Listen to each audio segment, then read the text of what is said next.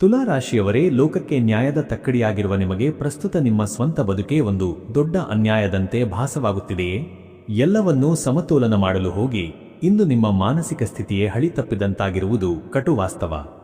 ಈ 2026ರ ಯುಗಾದಿ ಹೊಸ ವರ್ಷ ನಿಮ್ಮ ಬದುಕಿನಲ್ಲಿ ಅದೆಂತಹ ಅಗ್ನಿ ಪರೀಕ್ಷೆ ತರಲಿದೆ ಗೊತ್ತಾ? ನಿಮ್ಮ ಒಳ್ಳೆಯತನವನ್ನೇ ಬಂಡವಾಳ ಮಾಡಿಕೊಂಡು ನಿಮ್ಮ ಬೆನ್ನಿಗೆ ಚೂರಿ ಹಾಕುತ್ತಿರುವ ಆ ಆಪ್ತ ವ್ಯಕ್ತಿ ಯಾರು ಎಂಬ ಸ್ಫೋಟಕ ಸತ್ಯವನ್ನು ಬಿಚ್ಚಿಡುತ್ತಿದ್ದೇನೆ.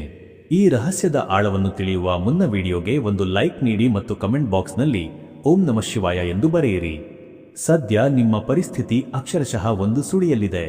ನೀವು ಯಾರಿಗೆ ಅತಿಯಾದ ಸ್ವಾತಂತ್ರ್ಯ ಮತ್ತು ನಂಬಿಕೆ ನೀಡಿದ್ದೀರೋ ಅವರೇ ಇಂದು ನಿಮ್ಮ ಮೇಲೆ ಮಾನಸಿಕವಾಗಿ ಆಕ್ರಮಣ ಮಾಡುತ್ತಿದ್ದಾರೆ.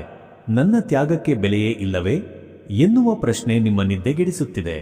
ಮನೆಯಲ್ಲಿ ಸುಖವಿದ್ದರೂ ಶಾಂತಿ ಇಲ್ಲದ, ಜೇಬಿನಲ್ಲಿ ಹಣವಿದ್ದರೂ ಅದನ್ನು ಅನುಭವಿಸುವ ಹಕ್ಕಿಲ್ಲದ ವಿಚಿತ್ರ ಬಂಧನದಲ್ಲಿ ನೀವು ಸಿಲುಕಿದ್ದೀರಿ.